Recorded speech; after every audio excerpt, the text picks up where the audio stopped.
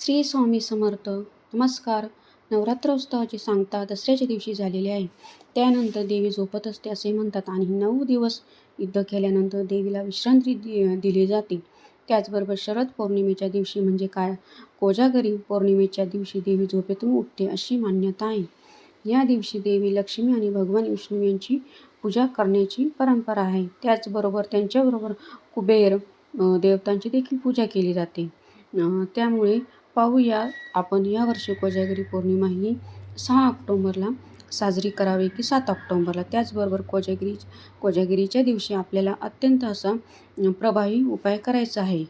तर उद्या सोमवार कोजागिरी पौर्णिमा, थोडा वेळ नक्की तुम्ही या दिवशी अन्नपूर्णा देवीला अर्पण करा. ही एक छोटीशी एक वस्तू, त्याने तुमचं दारिद्र्य नशीब उजळेल. अखंड लक्ष्मी तुमच्या घरामध्ये वास करणार आहे. दारिद्र्य पूर्णतः संपेल. माता लक्ष्मीचा आशीर्वाद तुम्हाला लाभेल. अत्यंत महत्त्वाची तिथी आहे. त्यामुळे आवर्जून हा उपाय करा. तर हा उपाय कसा करायचा आहे, कोणत्या वेळेत करायचा आहे, संपूर्ण माहिती मी आज तुम्हाला ह्या व्हिडिओमध्ये देणार आहे. त्यामुळे हा व्हिडिओ स्किप न करता शेवटपर्यंत बघा आणि माहिती जर आवडलीच तर लाईक आणि शेअर आणि सबस्क्राईब नक्की करा, प्रेस करा. ज्यामुळे अशा प्रकारचे नवनवीन व्हिडिओ तुम्हाला लवकरात लवकर बघायला मिळेल. त्यासोबत कमेंट पण करा आणि अन्नपूर्णा देवी याला लिहायला पण विसरू नका.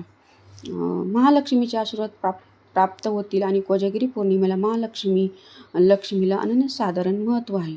तुमच्या घरामध्ये लक्ष्मी कायम वास करण्यासाठी कोजागिरी पौर्णिमेच्या दिवशी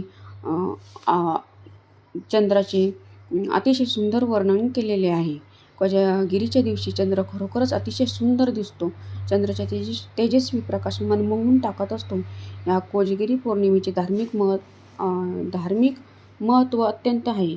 कोजागिरीच्या दिवशी देवी दुर्गा विश्रांतीतून उठते अशी मान्यता आहे. तसेच या दिवशी भगवान विष्णू आणि लक्ष्मी देवीची देखील पूजा केली जाते, व्रत केले जाते. कोजागिरी पौर्णिमेला शरद पौर्णिमा असे देखील म्हणतात. वर्षात 12 पौर्णिमा येतात आणि प्रत्येक पौर्णिमेचे आपले एक महत्त्व आहे, वैशिष्ट्य आहे. कोजागिरी पौर्णिमेला स्वतःचे खास वैशिष्ट्य आहे. कारण कोजागिरी पौर्णिमेला चंद्र तेजस्वी असतो. त्याच्या प्रकाशात मसाले दूध ठेवण्याची देखील पद्धत आहे. हा दूध ठेवलेला चंद्राचा प्रकाश पडलेला प्रसाद जर आपण ग्रहण केला तर आपले आरोग्य उत्तम राहते. आश्विन महिन्यातील शुक्ल पक्षातील चतुर्थ तिथीला येणाऱ्या पौर्णिमेला कोजागिरी पौर्णिमा म्हणतात. हिंदू पंचांगानुसार आश्विन महिन्यातील पौर्णिमा 6 ऑक्टोबर दुपारी 12:23 सुरू होणार असून दुसऱ्या दिवशी 7 ऑक्टोबर सकाळी 9:06 संपणार आहे.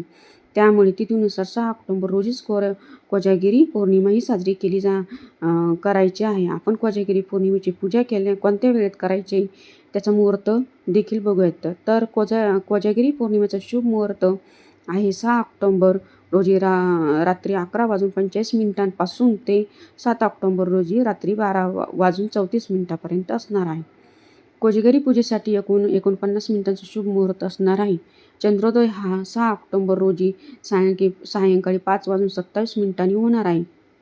त्यामुळे तुम्ही जो शुभ मुहूर्त आहे त्या शुभ मुहूर्तावर पूजा करायचे आहे. त्यासोबत आपल्याला या दिवशी हा उपाय करायचा आहे. वेळात वेळ काढून तुम्ही हा उपाय करा. अत्यंत सोपा उपाय आहे. जर तुमच्या घरामध्ये सतत काही ना काही अडचणी असेल, घरात पैसा टिकत नसेल, कोणत्या ना कोणत्या कारणाने पैसा घराच्या बाहेर जात असेल, सतत आजारपण असेल, पैशाची कमतरता जाणवत असेल, त्याचबरोबर खूप कष्टाने मेहनत करताय, पैसा येत नाही, घरामध्ये टिकत नाही, किंवा तुम्हाला सतत घरामध्ये नकारात्मक जाणवत असेल, वादविवाद होत असतील, तर हा उपाय तुम्हाला करायचा आहे. नकारात्मक सर्व गोष्टी दूर होण्यासाठी आपल्याला आयुष्यामध्ये कायम सकारात्मक, त्याचबरोबर माता लक्ष्मीचा वास करावे असं जर तुम्हाला वाटत असेल, अखंड पैसा जर आपल्या घरात टिकावा असं वाटत असेल, तर हा उपाय तुम्ही नक्की करा. अन्नपूर्णा देवीचे देखील आशीर्वाद प्राप्त होणार आहे. अन्नपूर्णा मातेचे आपल्याला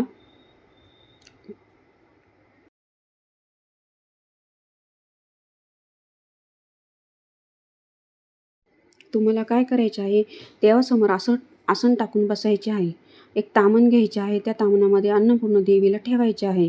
त्यानंतर अन्नपूर्णा देवीला अभिषेक करायचा आहे.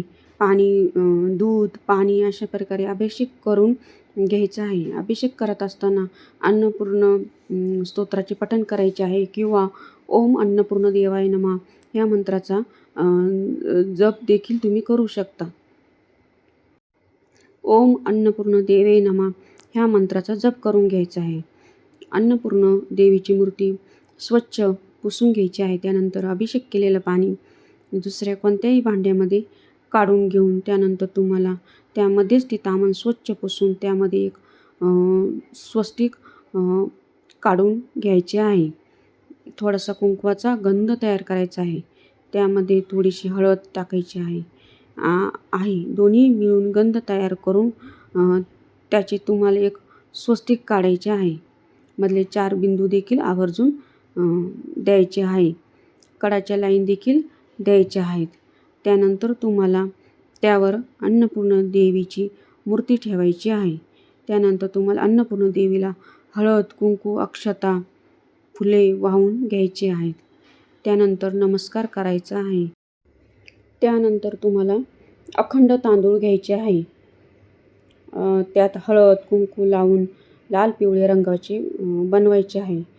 त्यानंतर तुम्हाला ते तांदूळ हातामध्ये घेऊन अन्नपूर्णा देवीच्या डोक्यावर व्हायचे आहे. अखंड तांदूळ घेऊन देवीच्या डोक्यावर व्हायचे आहे. अक्षता अर्पण करत असताना अन्नपूर्णा स्तोत्राचे पठण करायचे आहे किंवा ओम अन्नपूर्णा देवे नमः ह्या मंत्राचा देखील तुम्ही जप करू शकता. अक्षता अर्पण करत असताना तुम्हाला अन्नपूर्णा देवीच्या खांद्यापर्यंत येतील इथपर्यंत अक्षता अर्पण करायच्या आहेत.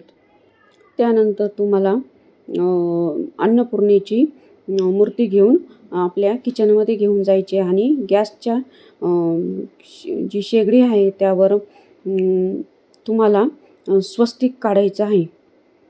स्वस्तिक काढून त्याच्यावर तुम्हाला हळद, कुंकू, फुलं हे अर्पण करायचे आहे आणि त्यावर चांगले स्वच्छ तांदूळ घेऊन देवीची मूर्ती वाटीमध्ये स्वच्छ तांदूळ घेऊन देवीची मूर्ती त्या वाटीमध्ये तशीच रात्रभर तिथं किचनमध्ये ठेवायची आहे.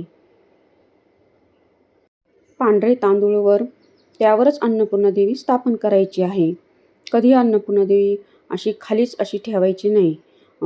देवघरामध्ये त्यानंतर तुम्ही जे अन्नपूर्णा देवीला अक्षता वाहिलेल्या आहेत त्या तुम्ही एका लाल रंगाच्या कपड्यामध्ये बांधून त्याची तुम्ही पोटली तयार करून तांदूळाच्या डब्यामध्ये ठेवू शकता.